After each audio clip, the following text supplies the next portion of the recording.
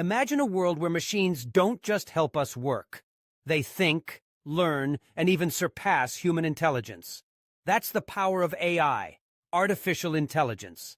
But the question is, will AI become humanity's paradise or its nightmare?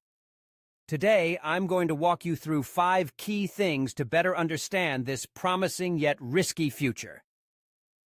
First, what is AI? AI isn't just simple machines.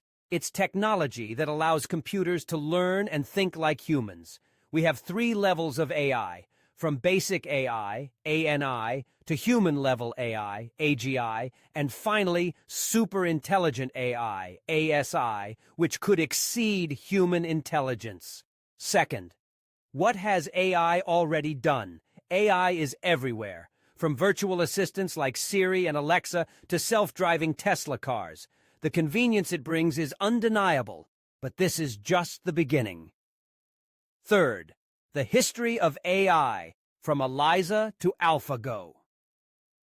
Starting with Alan Turing and his famous Turing test, AI has evolved rapidly, from ELIZA, an early AI that kept its creator awake at night, to AlphaGo, defeating the world champion at Go.